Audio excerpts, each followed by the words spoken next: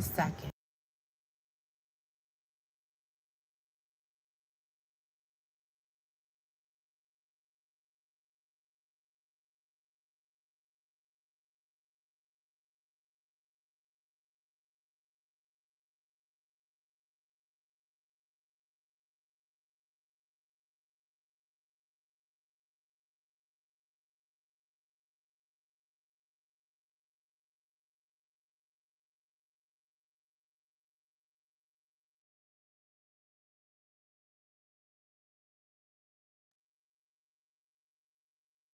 My bro.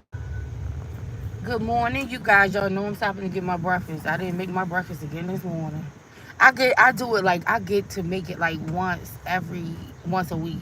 I make my breakfast and then I be like, okay, I'm gonna make it, and then I don't. But good morning, everybody. It's Monday, and we got a fresh new week. Thank you, a fresh new start. Um, Today, I am excited that the Keefe D trial starts, so then that way it takes some of my attention off of these circus shenanigans, because this circus is a mess. Oh my God. And like I told you, this shit is a soap opera, and that's how we gotta digest it, because it's no way of making any kind of sense out of this mess, right? I know so many people think that this is staged. I am telling you that the element of this that makes me believe that this is not staged is the kids are involved. I do not want to, um, thank you so much. Have a good day. I do not want to, um, believe that people would allow children to be used as props like this for this to impact them later down the line. I don't want to believe that. I don't. Like, when the Real Housewives of when the Real Housewives franchise got started, right? I could see one concept being pitched, right, to the cast, and then the cast, they probably had some stage disputes, but then the cast started to take it like a whole nother route, right? And I think like those shows did become messy, but it was more than just, you weren't seeing the men just come right out degrading the women, right? You didn't see Greg or Lisa Vanderpump's husband or none of those men. They were not trying to openly embarrass those women, right? They, even the ones that were in divorce situations, with Lisa Wu and all of that stuff happened. Sheree, later on down the line in the franchise, we got Sheree on it with that nigga, but they weren't trying to. Oh, the women were making enough embarrassment of themselves eventually, right? Like the show first came on, they presented it like it's a group of friends or a group of acquaintances that run in the same circles, and then they run into these conflicts with one another as we watch, and then you see the glitz and glam of it too. You see them go through economic hardships. It was so many layers to those shows, right? Same with Basketball Wives. I'm not saying that any of those shows were better. Same with even Love and Hip Hop.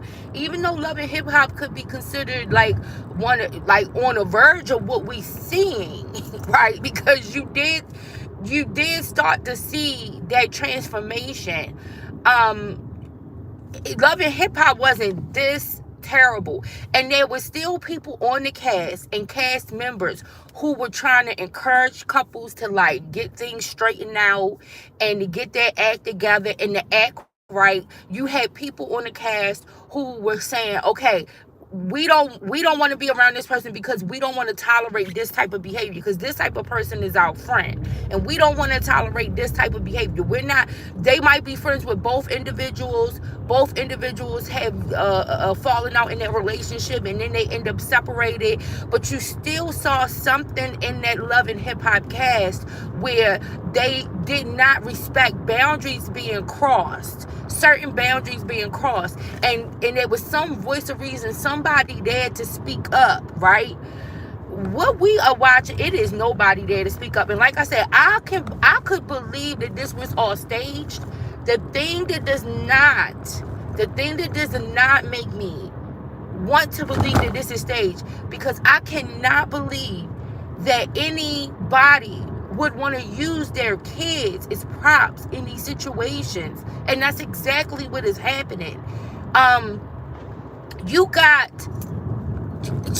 Everybody, some people are talking about that Chrisean was stalking.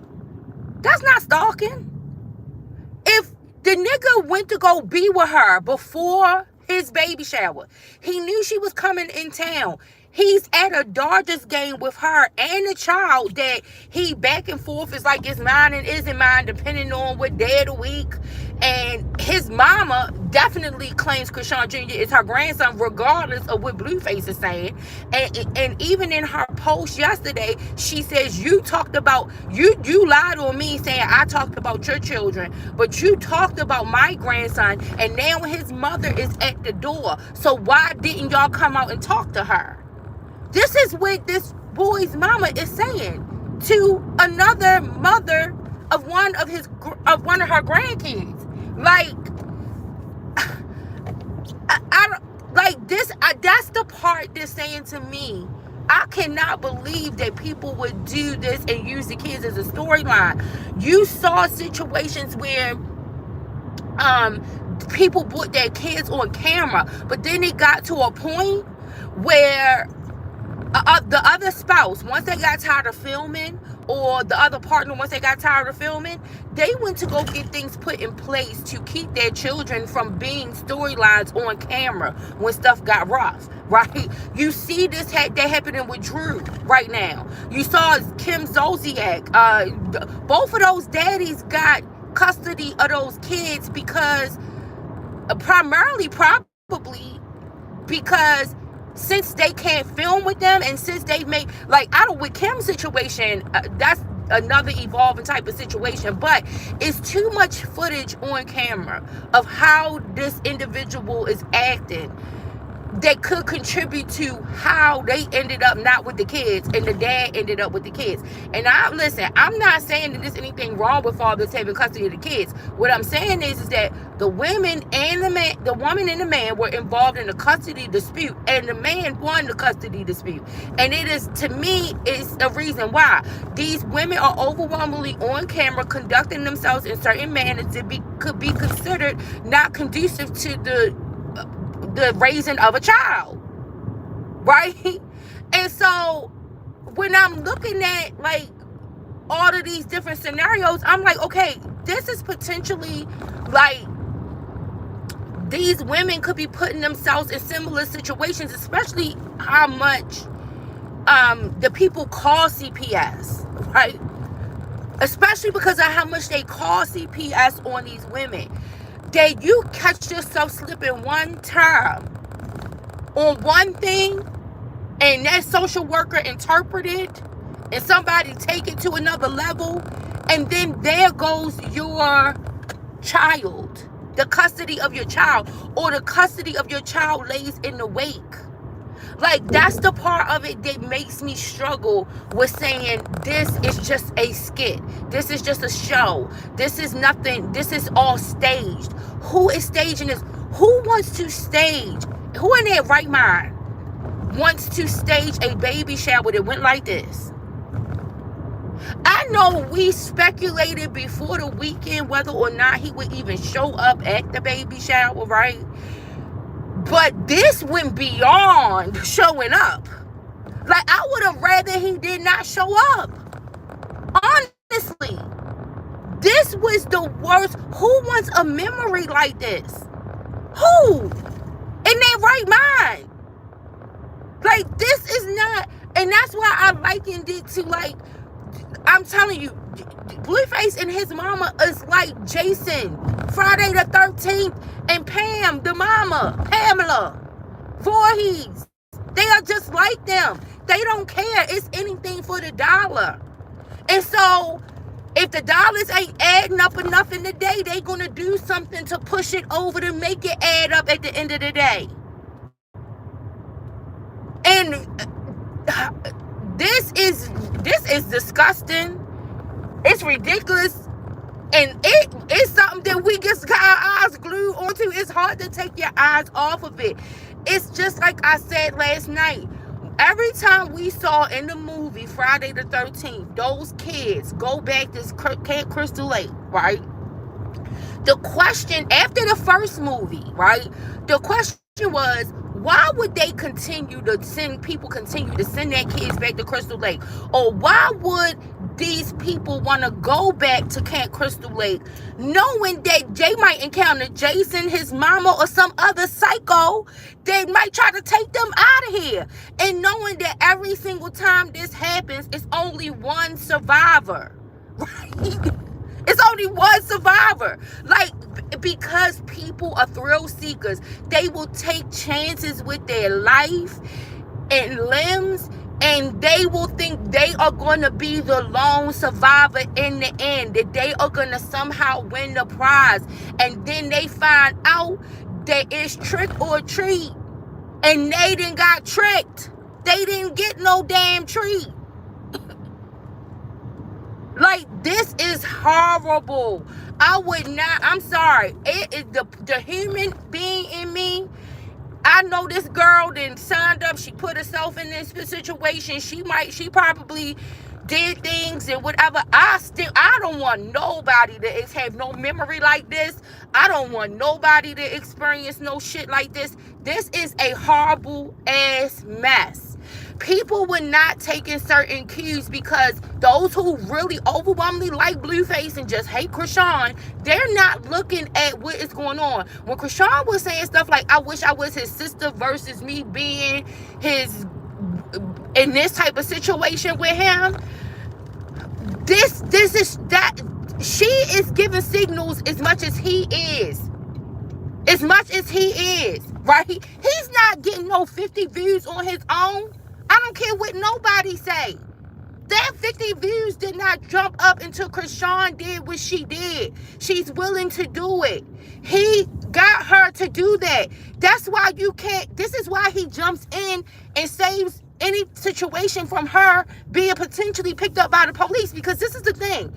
If somebody means for you not to come and ruin something and is telling you not to do something, it ain't no way in hell. I don't care what your relationship is with a man or what it is you got going on. If you show up at somebody's house, you ain't show up at somebody's event uninvited, you are online saying hostile things, they let you get locked up. They are going to let you get locked up. He jumps in and intervenes every time. If anybody were to look at the messages between the two of them, at the end of the day, they're gonna be like, she wasn't stalking. He told her to come there. He invited her there. He gets in the car. He leaves. He started off the day, get dropped off by her at his house, and he ended the day with getting picked up at the Zeus event. He took her to a Zeus event where it was other women there that he had been intimate with that approached her. Okay? Like, this is not, I'm sorry. I'm not believing nobody want no memory like this with their baby. With their baby. That's the thing. I could see it, just these single women with nothing going on, but with their baby, with their children, their mother is back at the house. It is clear the mother is not okay with none of this foolishness. My mother would not, that's why I said earlier, I could not have invited any of my family members to none of this bullshit, because this would have went a whole nother way, and it would have been police. Like, this is horrible, y'all. This is absolutely horrible. But listen, I done got to my destination. I'm going in here so I could be productive and get done what I need to get done for the day. I'm going to be paying attention to the Keefe D trial. I'll be looking at the highlights on what happened with the circus from last night. We'll see if we get any updates on Dirk and Yella Beezy. I will be probably back with you guys this evening, probably somewhere around 8, 9 o'clock, so that we can recap the stuff for the trial today. Opening statements are supposed to start today, and the cameras are supposed to be in the courtroom. That is the plan. So we should definitely have some conversation by the end of the day. I will talk to you guys. Y'all have a great Monday, and I'll talk to you guys soon.